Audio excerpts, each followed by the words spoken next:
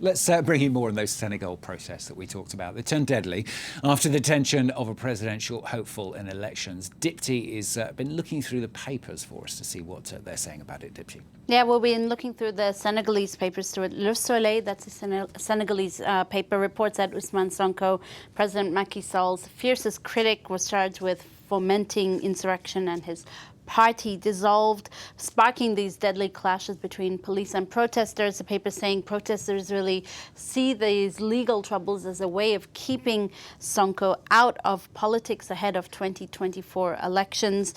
In the press, you'll also find this article from Sene Plus, which is another Senegalese paper. This is an opinion writer for Sene Plus who slams the legal troubles weighed against Sonko as an earthquake of magnitude 62. The reason being 62, saying, he says, at least this opinion writer says, it takes the country back 62 years to 1961 when the then president of Senegal dissolved the African Independence Party.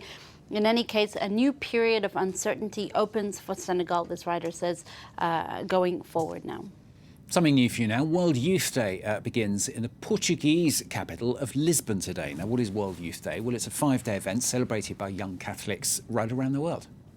That's right. There's a lot of focus on World Youth Day in the papers today. It is the world's largest Catholic event, taking place every couple of years or so, so much so that it's been dubbed the Woodstock of the Catholic world. That's what our website is saying today.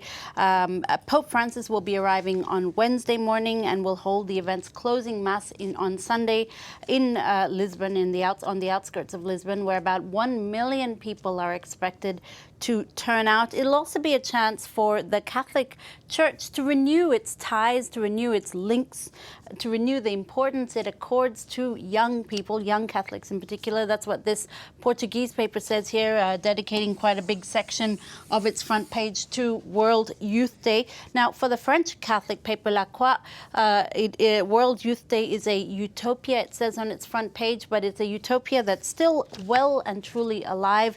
Despite the high turnout, La Croix warns against interpreting this expected high attendance as a barometer of the health of Catholicism. Let young Catholics just live the experience, the editors of La Croix say.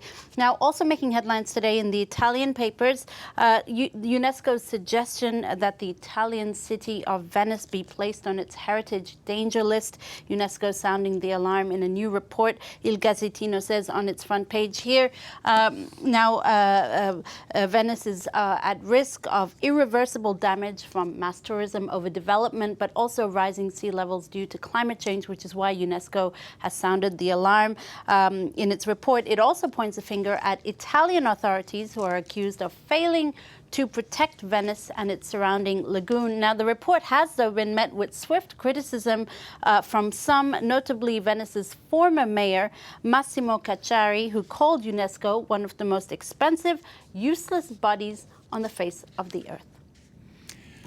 Now, finally, from Dipti, a Chinese zoo has had to defend itself from claims that one of its star attractions, Sun Bear, is actually a human dressed up as a bear. Is that right? Yeah, that's right.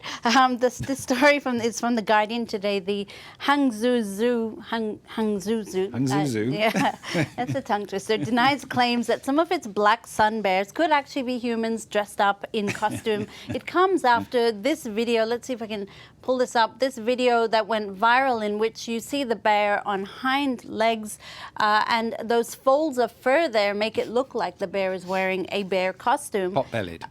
Pot-bellied. This video is from the Twitter account of a Singaporean digital news website called Today. The zoo, meanwhile, published a statement from the perspective of the bear, Stuart, saying not all bears are danger personified and that we Malayan bears are the smallest in the world, which is why they have such skinny legs. Now, halfway across the world, another bear, a black bear, has also been going viral.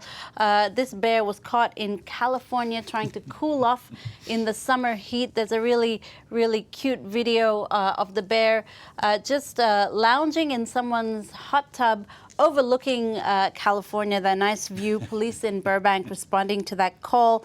I wish your day could be as pleasant as this bear's dip in the hot tub to cool off in the summer heat. It's very nice. You almost can imagine the bear kind of starting to do some lengths there, I think, somehow. Very nice. Thank you, Dipti. Dipti with the papers for us here on France 24.